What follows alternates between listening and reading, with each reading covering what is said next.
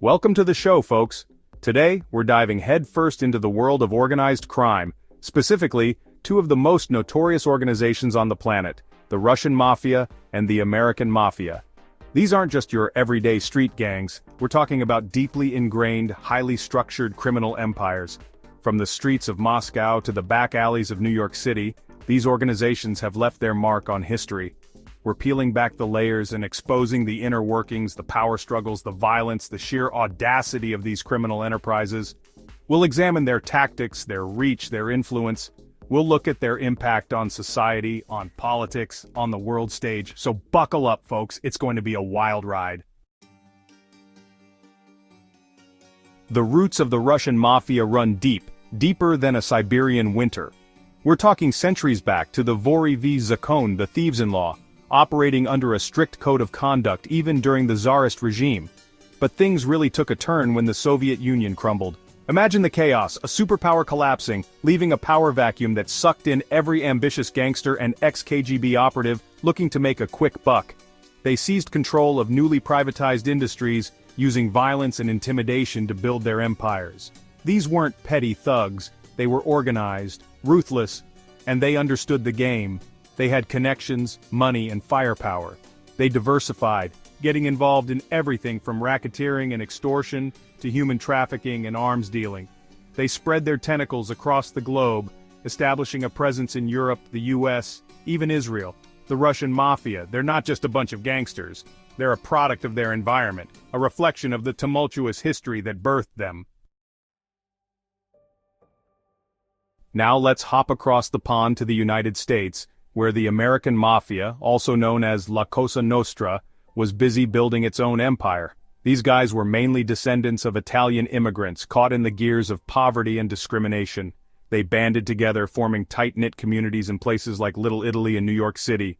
Back then, the Mafia provided a sense of belonging, a twisted kind of social safety net. But they also knew how to exploit the system, using their connections to control things like labor unions and the waterfront. Prohibition was their golden ticket. When the government outlawed booze, the Mafia stepped in to fill the void. They became kings of the bootlegging business, smuggling in liquor, running speakeasies, and amassing fortunes.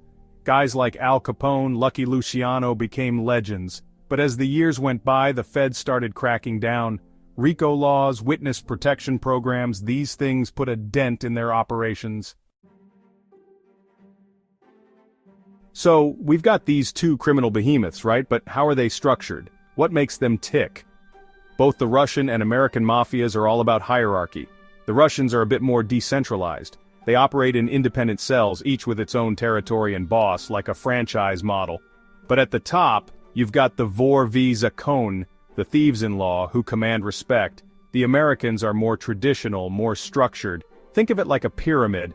At the bottom you have your soldiers, the guys who carry out the dirty work, then you move up to the capos, the captains who oversee different crews, and at the very top you have the boss, the Don, the man who calls the shots. Both organizations rely on loyalty, omerta, the code of silence. They use violence to maintain control, to eliminate rivals, to send a message, but they also understand the importance of corruption, using their money and influence to buy their way into positions of power. Chapter 4. The spider at the center of the web, Semion Mogilevich. On the Russian side, you have Semion Mogilevich, often dubbed the Brainy Don. This dude is like a ghost, shrouded in mystery, but his influence is undeniable. Mogilevich cut his teeth during the chaos of the Soviet collapse. He was smart, ruthless, and knew how to make money. He built a vast criminal network, spanning multiple continents, involved in everything from drug trafficking and weapons smuggling to money laundering and even nuclear materials. He invested in legitimate businesses, used his wealth to buy influence, to stay one step ahead of the law. The FBI has been after him for years, but he's like a phantom, always slipping through their grasp. He's a reminder that the most dangerous criminals aren't always the ones with the biggest guns, but the ones with the sharpest minds. Chapter 5. The Scarface of Chicago, Al Capone, and the Rise of a Ruthless Empire. On the American side, you can't talk about the Mafia without mentioning Al Capone, arguably the most infamous gangster of all time. Capone rose to prominence during Prohibition.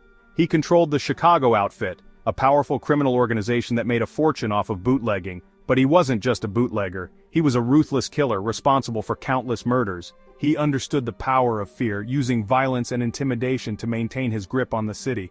The St. Valentine's Day Massacre was his handiwork. 7 members of a rival gang gunned down in cold blood. That sent shockwaves through the city. But Capone wasn't just a thug, he cultivated a public image, presenting himself as a man of the people, even as he ran a criminal empire. But in the end, it was taxes that brought him down. Capone ended up dying in prison, but his legacy, the myth of Scarface, lives on. Chapter 6. Blood Money, the global reach of mafia businesses. Both the Russian and American mafias are multinational corporations of crime, engaged in a dizzying array of illegal activities. Drug trafficking is a big one. The Russians have their fingers in the heroin trade coming out of Afghanistan, flooding Europe and the US with smack. The Americans have dabbled in everything from cocaine to meth. Then there's extortion, racketeering, protection rackets. They prey on businesses, forcing them to pay up for protection they don't want and don't need. They infiltrate unions, rig bids on construction projects, finding ways to squeeze money out of every crack and crevice of the system. And let's not forget money laundering, the art of making dirty money clean. They wash billions of dollars every year, funneling their ill-gotten gains into legitimate businesses. They're also involved in human trafficking, smuggling people across borders, exploiting them for labor or sex. And then there's the arms trade, supplying weapons to terrorists, dictators, anyone willing to pay the price. These guys are businessmen, entrepreneurs of the underworld. Now, things get really interesting when we start talking about the intersection of organized crime and politics. The Russian mafia doesn't just operate in the shadows, they've got their tentacles deep within the Russian government. After the fall of the Soviet Union, they stepped in, using their newfound wealth and influence to buy off politicians, judges, even law enforcement officials. They became the puppet masters, pulling the strings from behind the scenes. They've been linked to corruption scandals at the highest levels of government. They influence policy, rig elections, and silence their critics. Some argue that the Russian mafia isn't a threat to the state. They are the state, or at least a part of it. It's a scary thought, but it's the reality we live in. Chapter 8. From Tammany Hall to Teflon Don, the American Mafia's political ties. The American Mafia has a long history of cozying up to politicians, going all the way back to the days of Tammany Hall in New York City. They understood the power of influence, of having friends in high places. They bribed officials, funded campaigns, and used their connections to protect their interests. They infiltrated labor unions, using them to control votes and funnel money into their coffers. They even had ties to the White House. JFK, for all his charisma, his family had dealings with the mob.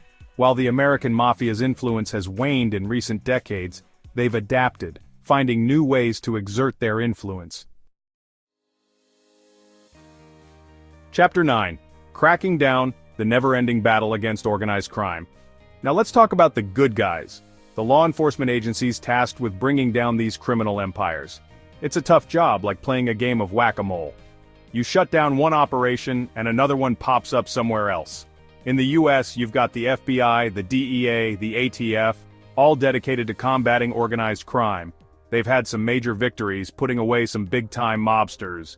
RICO laws, witness protection programs, these things have dealt a blow to the mafia.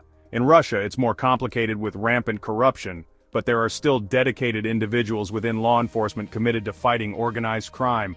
It's a constant battle, a game of cat and mouse, requiring unwavering dedication and courage. Chapter 10. The future of the game, the enduring power of organized crime.